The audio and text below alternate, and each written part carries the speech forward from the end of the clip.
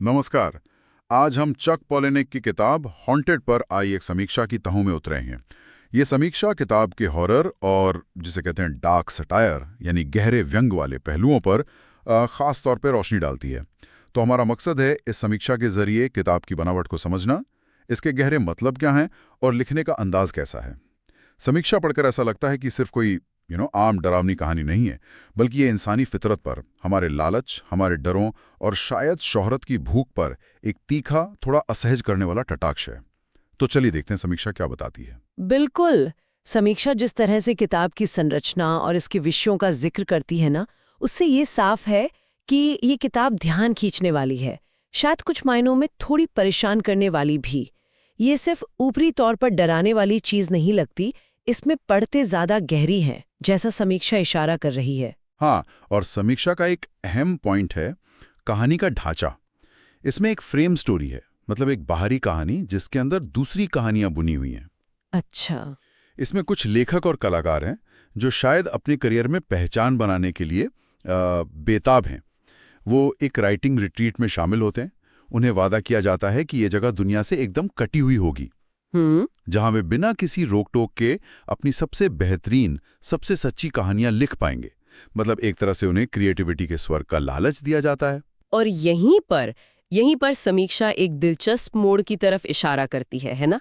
ये जो तथाकथित स्वर्ग है, ये बहुत जल्द एक भयावह जाल में बदल जाता है। हाँ, समीक्षा के मुताबिक इन लोगों को जानबूझकर मुश्किल हालात में डाला जाता है, जैसे खाने पीने की सप्लाई कम कर दी जाती है, बिजली काट दी जाती है, और वे असल में उस जगह पर कैद होकर रह जाते हैं। ओहो। और ये बाहरी दबाव जो है वो उनकी अंदरूनी हकीकत को बाहर लाता है। उनका स्वार्थ, उनकी क्रूरता, शायद शोहरत पाने के लिए किसी भी हद तक जाने की इच्छा। बिल्कुल। ये जो वादा और हकीकत के बीच का फासला है ना, स्वर्ग का नरक में बदल जाना, ये अपने आप में कहानी के तनाव और व्यंग्य को कई गुना बढ़ा देता होगा। बिल्कुल। ये सिर्फ एक सेटिंग नहीं रहती, बल्कि एक तरह का मनोवैज्ञानिक प्रयोग का मैदान बन जाती है। और इसी बाहरी कहानी के अंदर, इसी कैद वाले माहौल में समीक्षा बताती है कि 23 अलग अलग छोटी कहानियां या कविताएं हैं। ये हर किरदार की अपनी कहानी है, उनकी बैकग्राउंड, उनके मन के डर, उनकी अधूरी इच्छाएं। अच्छा। समीक्षा के शब्दों में ये कहानियां काफी डरावनी हैं, विचलित करने वाली हैं और अक्सर ऐसी सच्चाइयों से भरी हैं जिन्हें हम सुनना या देखना नहीं चाहते, समाज की या खुद उन किरदारों की। तो ये सिर्फ बैक स्टोरी नहीं है, ये अपने आप में छोटी छोटी हॉरर कहानियों जैसी लगती हैं। इनका जिक्र करती है, उसे लगता है कि इनका मकसद ज्यादा गहरा है। ये सिर्फ अलग थलग किस्से नहीं है, बल्कि ये मुख्य कहानी के तनाव को लगातार बढ़ाते रहते हैं। सोचिए, आप एक मुश्किल हालात में फंसे हैं और आपके साथी एक एक करके अपनी जिंदगी के सबसे काले, सबसे विचलित करने वाले किस्से सुना रहे हैं। ये माहौल को कितना ज्यादा बोझिल और डरावना बना देता होगा। ये कहानियां किरदारों की जटिलता को परत दर परत खोलती हैं। हमें पता चलता है कि वे इस रिट्रीट में क्यों आए, वे किस चीज से भाग रहे हैं और क्या पाने के लिए इतने बेताब हैं। सही बात है। समीक्षा इशारा करती है कि ये कहानियां किताब के जो मुख्य विषय हैं, जैसे इंसानी लालच, प्रसिद्धि की भूखी मानसिकता, गहरे दबे हुए डर और जुनून, उन्हें ज्यादा ठोस और महसूस करने लायक बनाती हैं। दिलचस्प ये है कि कैसे ये व्यक्तिगत छोटी कहानियां उस सामूहिक कैद के बड़े अनुभव को न सिर्फ आकार देती हैं, बल्कि उसे और ज्यादा भयावह और मनोवैज्ञानिक रूप से जटिल बना देती हैं। समीक्षा किताब की कुछ खासियतों को भी रेखांकित करती है। पहली और शायद सबसे अहम बात, डर और व्यंग्य का मिश्रण। ये किताब सिर्फ आपको डराने की कोशिश नहीं करती, बल्कि हंसाने की, या यूं कहें कि कड़वी हंसी हंसाने की कोशिश करती है। हाँ, ये समाज पर, मीडिया पर, शायद हमारी अपनी कमजोरियों पर कटाक्ष करती है। तो डर यहाँ सिर्फ एक सनसनी नहीं है, बल्कि एक औजार है किसी बड़ी बात को कहने का। ये मिश्रण वाकई अहम है और समीक्षा का इस पर जोर देना खास है। व्यंग्य जब डर के साथ मिलता है तो उसका असर अक्सर कई गुना बढ़ जाता है। क्यों? क्योंकि व्यंग्य हमें उन चीजों पर सोचने या असहज रूप से हंसने पर मजबूर करता है जिनसे हम शायद डरते हैं या जिन्हें हम अनदेखा करना चाहते हैं, जैसे कि सिस्टम की बेतुकी बातें, इंसानी मूर्खता या हमारी अपनी सामाजिक महत्वाकांक्षाएं। जब हॉरर इस व्यंग्य से जुड़ता है तो वो सिर्फ भूत प्रेत का डर नहीं रह जाता, बल्कि वो हमारे जाने पहचाने समाज, हमारी अपनी फितरत का डर बन जाता है। बिल्कुल। समीक्षा के विश्लेषण से लगता है कि पोलानिक शायद इसी तकनीक का इस्तेमाल करके डर को ज्यादा तीखा और सोचने पर मजबूर करने वाला बनाते हैं। दूसरी खासियत जो समीक्षा सामने लाती है वो है किरदारों की गहराई। ऐसा नहीं लगता कि ये सिर्फ कहानी को आगे बढ़ाने वाले पुतले हैं। समीक्षा कहती है कि हर किरदार की अपनी एक अनूठी, अक्सर बेहद दर्दनाक और विचलित कर देने वाली कहानी है, जो उन 23 छोटी कहानियों के जरिए परत दर परत खुलती है। ये चीज कहानी को महज एक घटना से ज्यादा किरदारों के मनोवैज्ञानिक पतन का अध्ययन बनाती होगी। हाँ, और ये गहराई शायद इसलिए भी जरूरी है क्योंकि अगर किरदार सिर्फ सतही होते तो उनका डर या उनकी पीड़ा शायद पाठक को उतना प्रभावित नहीं करती। उन 23 कहानियों के माध्यम से जब हम उनके अतीत, उनके रहस्यों और उनकी कमजोरियों को जानते हैं तो उनकी वर्तमान स्थिति, उस कैद और बिगड़ते हालात में उनका व्यवहार ज्यादा मायने रखने लगता है। सही। हम शायद उनसे हमदर्दी ना रखें, लेकिन हम उनके पतन को ज्यादा तीव्रता से महसूस कर पाते हैं। ये किरदारों को सिर्फ शिकार या शिकारी के खांचों में फिट करने से रोकता है, उन्हें ज्यादा इंसानी, भले ही ज्यादा भयानक रूप में पेश करता है। फिर आती है तीसरी विशेषता, और यहाँ समीक्षा एक तरह की चेतावनी देती है। किताब में बहुत ज्यादा ग्राफिक और शॉकिंग विवरण हैं, खून खराबा, शारीरिक यातना और दूसरी ऐसी चीजें जिनका जिक्र भी असहज कर सकता है। ओह। समीक्षा साफ कहती है कि ये कमजोर दिल वालों के लिए बिल्कुल नहीं है। ये कोई हल्की फुल्की डरावनी फिल्म जैसी चीज नहीं है। इस तरह का ग्राफिक कंटेंट साहित्य में हमेशा बहस का मुद्दा रहा है। समीक्षा हमें यहाँ रुककर सोचने पर मजबूर करती है। पोलेनिक जो इस तरह के लेखन के लिए जाने जाते हैं, क्या वो सिर्फ शौकाने के लिए, पाठक की सहन शक्ति की सीमा को धक्का देने के लिए ऐसा करते हैं? ये सवाल तो है। या इसका कोई गहरा उद्देश्य है? क्या ये व्यंग को और धारदार बनाने का एक तरीका है, समाज की हिंसा या असंवेदनशीलता को उसी की भाषा में दिखाकर, या फिर ये कहानी के यथार्थवाद को, चाहे वो कितना भी घिनौना क्यों ना हो, पूरी ईमानदारी से पेश करने की कोशिश है? हाँ, ये तय करना मुश्किल है।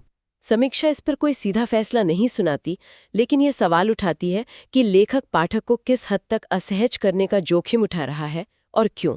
क्या ये कहानी के संदेश के लिए वाकई जरूरी है, या ये सिर्फ सनसनीखेज बनाने का तरीका है? ये पाठक को खुद तय करना होता है। बिल्कुल। और ये हमें चौथी विशेषता पर लाता है जिसका जिक्र समीक्षा में है, मानसिक डर।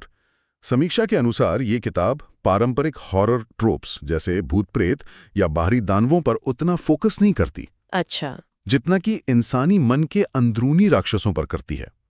लालच, ईर्ष्या, शोहरत की पागलपन की हद तक की भूख, दूसरों को नीचा दिखाने की प्रवृत्ति, आत्मविनाश की ओर बढ़ना, ये डर ज्यादा हावी लगते हैं।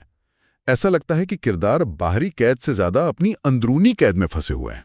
यही बात, जैसा कि समीक्षा इंगित करती है, इसे शायद पारंपरिक हॉरर जॉनर से थोड़ा अलग खड़ा करती है।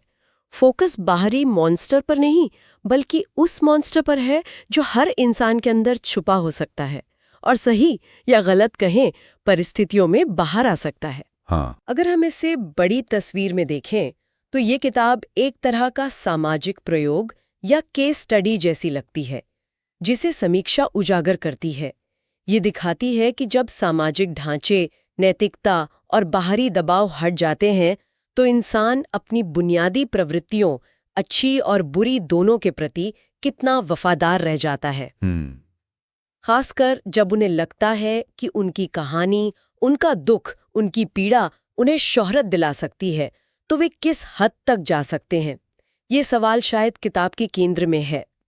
ये बाहरी राक्षसों से ज्यादा इंसानी महत्वाकांक्षा और हताशा के अंधेरे कोनों को टटोलती है। लेखन शैली की बात करें तो समीक्षा इसे कच्ची, तीखी और झकझोर देने वाली बताती है।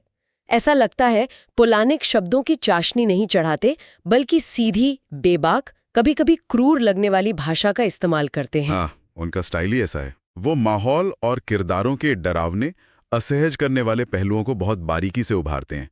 समीक्षा ये भी जोड़ती है कि कहानी कहने का तरीका यानी नैरेटिव भी काफी असामान्य है।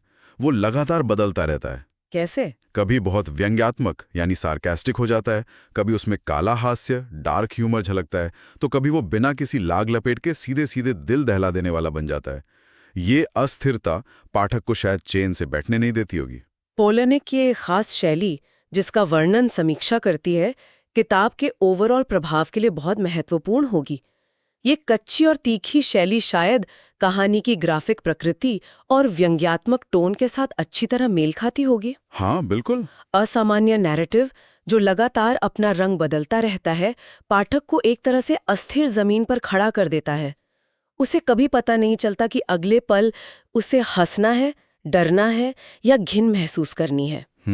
ये पाठक को निष्क्रिय दर्शक बने रहने की इजाजत नहीं देता, उसे ज्यादा सक्रिय रूप से कहानी के साथ जूझने पर मजबूर करता है। ये अस्थिरता, ये बेचैनी शायद डर और व्यंग्य दोनों के अनुभव को और गहरा करती है। ये शैली शायद हर किसी को पसंद ना आए, लेकिन ये जानबूझकर चुनी गई लगती है ताकि पाठक पर एक खास तरह का असर छोड़ा जा सके। तो फिर सवाल ये उठता है कि आखिर ये किताब है किसके लिए? समीक्षा का निष्कर्ष क्या है इस बारे में? समीक्षा के मुताबिक ये उन पाठकों के लिए ज्यादा ठीक है जिन्हें हॉरर में कुछ नया और चैलेंजिंग चाहिए। अच्छा। जिन्हें सिर्फ डरना नहीं बल्कि डर के पीछे के सामाजिक और मनोवैज्ञानिक कारणों में भी रुचि है। जो लोग डार्क सस्पेंस, सोशल सेटायर यानी सामाजिक व्यंग्य और इंसानी मानस की गहराइयों में उतरने वाली कहानियां पसंद करते हैं, उन्हें ये अपील कर सकती है। मतलब एक खास ऑडियंस के लिए। हाँ बिल्कुल। समीक्षा ये भी कहती है कि जो पारंपरिक भूतिया कहानियों या स्लैशर फिल्मों से ऊब चुके हैं और कुछ ज्यादा सोचने पर मजबूर करने वाला पढ़ना चाहते हैं, उनके लिए ये एक अच्छा विकल्प हो सकती है। तो समीक्षा के विश्लेषण से ये साफ है कि ये खास, शायद थोड़े निडर पाठक वर्ग को टारगेट करती है, जो साहित्यिक प्रयोगों और असहज करने वाले विषयों से घबराते नहीं हैं। तो कुल मिलाकर देखें, इस समीक्षा के आईने में हॉन्टेड कोई सीधी सादी हॉरर कहानी बिल्कुल नहीं लगती। ये डर, रहस्य, व्यंग्य, काला हास्य और इंसानी समाज की या शायद सिर्फ इंसानी फितरत की कुरूपता का एक जटिल, शायद विस्फोटक मिश्रण है। हाँ। समीक्षा इसे एक ऐसी कहानी के रूप में पेश करती है जो दिखाती है कि कैसे कला रचने, अपनी कहानी कहने की चाहत खुद एक विनाशकारी जुनून बन सकती है, कैसे शोहरत की भूख इंसान को हैवानियत की हद तक ले जा सकती है।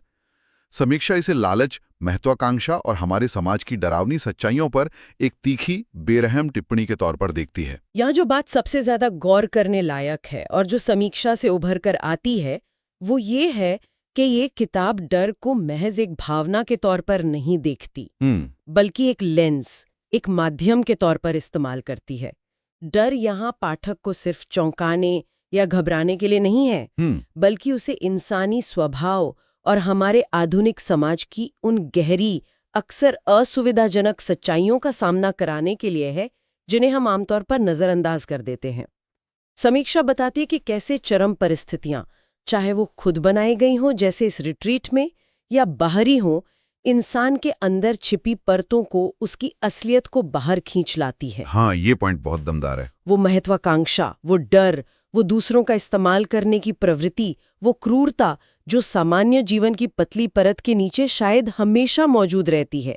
ये किताब उस परत को खुरच कर अंदर झांकने की कोशिश करती है। और इस पूरी चर्चा के बाद एक अंतिम विचार जो इस समीक्षा को पढ़ने से मन में कौंधता है, क्या ऐसी कहानियां जो हमें बहुत ज्यादा असहज करती हैं, विचलित करती हैं, यहाँ तक कि हमें घिनौना महसूस कराती हैं, क्या वे वाकई हमें अपने बारे में और अपने समाज के बारे में कुछ महत्वपूर्ण सिखा सकती हैं? ये एक बड़ा सवाल है। क्या इस तरह का चरम यथार्थवाद या तीखा व्यंग्य हमें उन सच्चाइयों का सामना करने के लिए मजबूर करता है जिनसे हम मुंह मोड़ना चाहते हैं? चरम स्थितियों में जब सारे नियम टूट जाते हैं और मुखौटे उतर जाते हैं, तो इंसान का असली चेहरा कैसा दिखता है और क्यों? ये सवाल ये किताब और इसकी समीक्षा पाठक के जहन में जरूर छोड़ जाती है, और शायद यही इसका सबसे बड़ा असर हो।